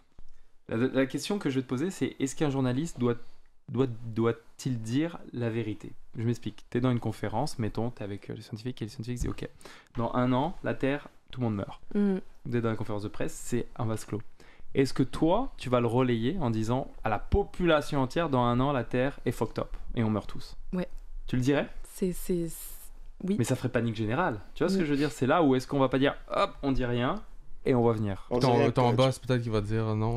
Non, mais tu vois ce que je veux dire? C'est ça la question. Tu vois, par exemple, s'il y a une annonce vraiment importante, genre une météorite qui va s'écraser, on sait qu'elle va s'écraser, ça risque de faire les dégâts. Comme dans le film. Non, mais tu vois ce que je veux dire? On extrapole, tu vois. Oui, mais comme quand on est dans un avion, puis qu'il y a quelqu'un une crise cardiaque, puis qu'on demande est-ce qu'il y a un médecin dans la pièce, le médecin, il va pas dire je suis pas sur mon heure de travail, c'est ma vocation, genre. Il va être là, il va c'est jusqu'à aussi longtemps que je serai journaliste, je vais me battre pour amener les faits aux gens. Je pense que c'est mon devoir. Mais si on va dire il y a un article que tu veux sortir, puis ton boss ou elle veut te dire non, lui ça va être trop dangereux, mais toi ça te tient vraiment à cœur, est-ce que tu serais prête à passer l'info à quelqu'un, on va dire comme sur YouTube qui fait des podcasts ou whatever, tu vas dire l'affaire de journalisme? Par exemple, tu m'envoies une info et tu me dis ok, Michael, dis-la, on va parler en off. Tu comprends ce que je veux dire? Oui.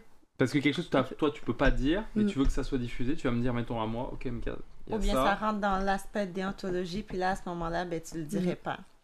c'est touché quand même. Non, c'est une bonne question. Je sais pas. Je sais pas ce que tu ferais sur le moment. Je pense qu'il faut le vivre pour... Exact. Okay. Ouais, on arrive à la fin de l'émission. C'est passé une vitesse. On a fait 1h30, les gars. Juste pour Déjà? vous sachiez. 1h30, ouais. C'est vrai? Il a rajouté un rap de 10 minutes. Ça passe vite. Petite question. Non, c'est intéressant, c'est vraiment intéressant. Petite question. En off, tu t'avais dit que tu avais des questions à pouvoir me poser. Oui.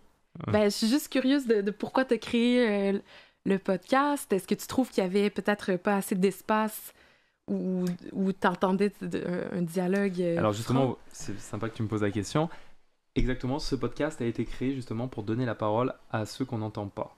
C'est ça le but de ce podcast. Parce que pour moi, justement, comme disait John, c'est pour ça qu'il nous a rejoint aussi, c'est que tu tapes la télé, t'as Novo, t'as TVA. Et Radio-Canada. Et Radio-Canada. Les trois. Radio-Canada. Mais ces trois-là, si tu veux, c'est toujours, que ce soit dans l'information, dans le divertissement, etc., c'est les mêmes personnes à la même place depuis des années et c'est le même message qui est véhiculé. Ce qui fait que par exemple, c'est un truc tout con, on a une grosse communauté haïtienne, mettons à Montréal. J'ai jamais vu d'émission typiquement haïtien québécois à la télé, tu vois ce que je veux dire? On a une grosse communauté française sur le plateau. J'ai jamais vu d'émission basée sur la communauté française sur le plateau. Tu vois ce que je veux dire? C'est genre, on va mettre toujours le même standard et on va mettre les mêmes animateurs. Il y a plein de jeunes talents. Je sais pas si les médias, que ce soit dans l'information ou que ce soit dans le divertissement, se baladent dans Montréal, vont dans les cafés, comédie, les stand-up. Il y a des gens bourrés de talent et on nous met parfois à la télé des gens qui n'ont pas ces talents-là. Donc moi, en fait, si tu veux, je me suis mis comme sorte de défi et de mission avec ce podcast-là, de mettre en avant toutes ces personnes qu'on ne peut pas voir. C'est souvent des gens qui sont connus dans les médias sociaux, mais pas connus du grand public. C'est-à-dire qu'ils ont en moyenne entre 20 000 followers jusqu'à 100 000 followers, d'accord? Mais c'est juste dans leur microcosme. Mais moi, je veux mettre la lumière sur ces gens-là et je veux justement parler de sujets qu'on va jamais parler à la télé. Tu vois ce que je veux dire? Comme à TVA, on va jamais parler des sujets qu'on aborde ici, mais nous, on dit les vraies choses. Que ça plaise ou pas, on s'en fout parce qu'on va les dire quand même et on a quand même des vues pour ça.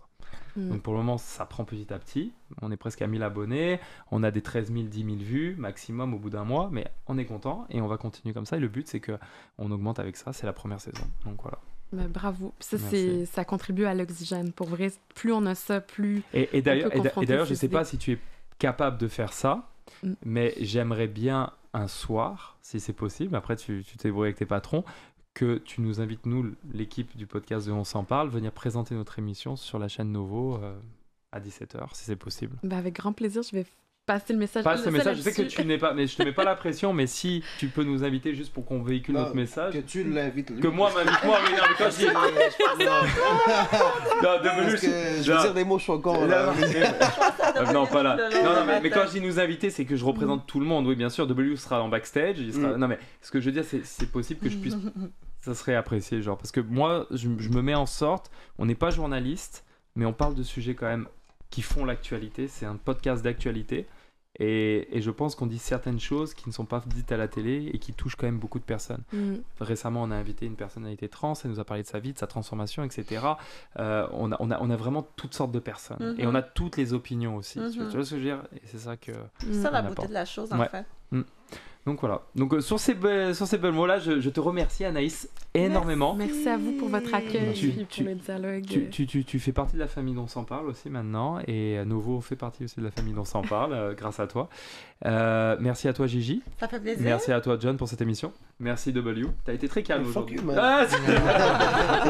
Et Anaïs, tu es ici quand tu veux, si un jour tu as un sujet que tu veux parler, ou si même un jour, parce que là, j'ai prévu pour le mois de décembre de faire inviter quelqu'un qui s'occupe justement du climat. On va parler justement du climat, donc si ça t'intéresse, je te renverrai l'invitation. Si tu veux venir débattre avec lui, ça pourrait être intéressant aussi. Donc, et il y aura aussi une députée le parti Québec solidaire qui va être là aussi. Super. Donc il y aura une députée de Québec solidaire, il y aura cette personne-là, et si toi tu veux venir, ça peut être un bel échange. On fera un autre setup et ça pourrait être pas mal. En tout cas, merci à vous, merci à tout le monde. Et puis fin de l'émission, bye. Bisous. Nelson, la photo.